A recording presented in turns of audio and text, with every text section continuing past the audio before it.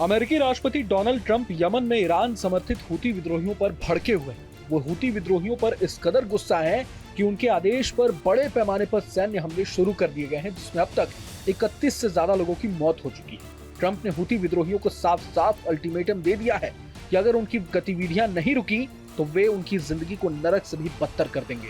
इतना ही नहीं, ट्रंप ने हूती विद्रोहियों का समर्थन करने पर ईरान को भी चेतावनी देते हुए कहा है कि हूतियों के समर्थन को तुरंत बंद करना होगा। हूती विद्रोहियों पर हमले के वक्त व्हाइट हाउस की तरफ से एक्स पर एक पोस्ट किया गया है, जिसमें साफ साफ देखा जा सकता है कि हूतियों पर हमले के वक्त ट्रंप अपनी बारीक नजर से पूरे घटनाक्रम को देख रहे थे।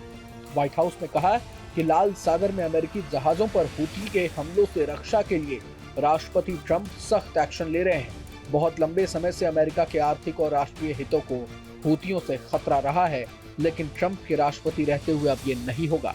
लेकिन सवाल है कि ट्रंप अचानक हूती विद्रोहियों पर इतना भड़के हुए क्यों हैं? ट्रंप ने कहा है कि मैंने यमन में हूती आतंकियों के खिलाफ अमेरिका के सैन्य हमले को मंजूरी दे दी है। हूतियों ने लाल सागर में अमेरिका और अन्य देशों के खिलाफ आतंक छेड़ा हुआ है। हमारे जहाजों और एयरक्राफ्ट पर ये लोग हमला कर रहे हैं। इनके प्रति बाइडेन का रवैया कमजोर था, जिस वजह से हूतियों के इरादे बुलंद हुए। उन्होंने कहा है कि 1 साल से अधिक समय से अमेरिका का कोई भी व्यावसायिक जहाज सुरक्षित तरीके से लाल सागर की सुएज नहर से होकर नहीं गुजरा है। अमेरिका का आखिरी युद्धपोत इस रूट से 4 महीने पहले गुजरा था, जिस पर हूती विद्रोहियों ने दर्जन भर से ज्यादा हमले किए थे। ईरान समर्थित हूती विद्रोही अमेरिकी जहाजों पर मिसाइल से हमला करते हैं। इससे हमारी और वैश्विक अर्थव्यवस्था को अरबों डॉलर का नुकसान पहुंचा है और निर्दोष लोगों की जिंदगी को भी खतरा हुआ है। ट्रंप ने कहा कि अमेरिकी जहाजों पर हूती हमलों को बर्दाश्त नहीं किया जाएगा। जब तक हम हमारे उद्देश्य में सफल नहीं हो जाते, हम सैन्य हमला जारी रखेंगे। मैं हूती विद्रोहियों से कहना चाहता हूं कि तुम्हारा समय पूरा हो गया है और अब तुम्हारे हमले रोकने होंगे। अगर तुम्हारे हमले नहीं रुकेंगे तो तुम दोजख की आग में जलोगे। बता दें कि जनवरी में ट्रंप के राष्ट्रपति पद संभालने के बाद ये मिडिल ईस्ट में अमेरिकी सेना द्वारा किया गया अब तक का सबसे बड़ा सैन्य हमला है। ये हमला ऐसे समय में हो रहा है जब अमेरिका तेहरान पर आर्थिक दबाव बढ़ा रहा है और उसे अपने परमाणु कार्यक्रम को लेकर बातचीत के लिए राजी करने की कोशिश कर रहा है। बता दें कि यमन के एक बड़े हिस्से पर नियंत्रण रखने वाली हूती विद्रोही लगातार लाल सागर में अमेरिका, ब्रिटेन और इजराइल के व्यावसायिक जहाजों को निशाना बना रहे हैं।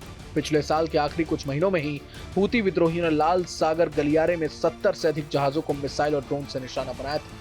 हूती विद्रोहियों ने समय समय पर लाल सागर में कई बार मालवाहक जहाजों को भी हाईजैक किया है।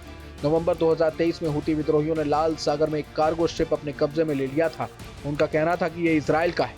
हूती विद्रोहियों ने लाल सागर में कई व्यापारिक जहाजों को निशाना बनाया है। इसके लिए उन्होंने यमन के तट पर अपने नियंत्रण वाले इलाके से ड्रोन और बैलिस्टिक मिसाइलों का भी इस्तेमाल किया है। हूती विद्रोहियों का कहना है कि वे इजराइल, अमेरिका और ब्रिटेन से जुड़े जहाजों को निशाना बनाते हैं ताकि गाजा पट्टी में इजराइल हमास युद्ध समाप्त करने का दबाव बनाया जा सके। वहीं इन हमलों को लेकर अमेरिका का कहना है कि हूती विद्रोही लाल सागर में लगातार उनके युद्धपोतों को निशाना बना रहे हैं और अब उनकी उल्टी गिनती शुरू हो गई है। बहरहाल पूरे मसले को लेकर आप क्या कुछ सोचते हैं हमें कमेंट बॉक्स में जरूर बताएं। अगर आपको ये वीडियो पसंद आया तो लाइक करें और चैनल को सब्सक्राइब करें। वहीं तमाम बड़ी खबरों के लिए देखते रहें न्यूज नेशन। न्यूज नेशन अब व्हाट्सएप पर खबरों के ताजा अपडेट के लिए न्यूज नेशन के इस QR कोड को स्कैन करें।